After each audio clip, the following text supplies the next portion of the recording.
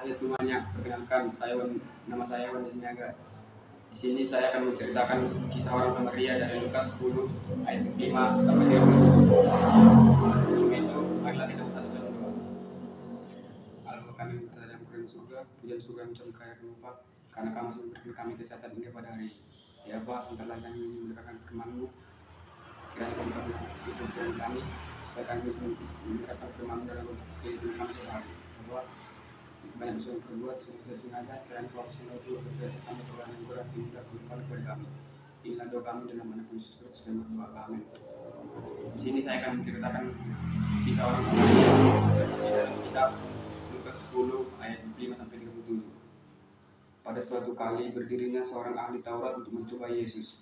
Katanya, "Guru, apa yang harus perbuat untuk memperoleh hidup yang kekal?"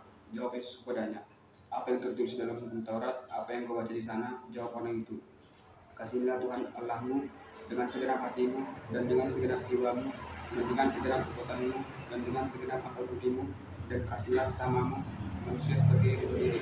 Kata Yesus kepadanya, "Jawabmu itu benar, jadilah demikian, maka engkau akan hidup. Tapi dengarkan dirimu orang yang Tuhan harus mencari sesama manusia." Jawab Yesus, "Adalah orang yang turun dari Yerusalem ke Yeriko, dijatuh tangan penyamun saja merampok habisan. Tetapi yang juga memukul dan sudah itu pergi mengikat karena mati. Kebetulan ada seorang imam turun melalui jalan itu. Ia melihat orang itu, tetapi ia melarikan dari orang sana. Demikian juga seorang Lewi datang ke tempat itu. Ketika ia melihat orang itu, ia melarikannya dari sementara. Lalu dan orang Samaria yang sedang dalam perjalanan ke tempat itu. Dan ketika melihat orang itu, tergeraklah hatinya oleh belas kasihan.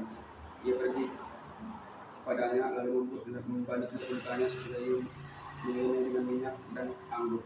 Kemudian ia memberikan orang itu pada kedelai tuntunan sendiri dengan merawatnya. Keesokan harinya ia menyerahkan 2 dinar kepada penginapan itu. Katanya, "Rawatlah dia, dan jika kau belanjakan lebih dari ini akan menggantinya."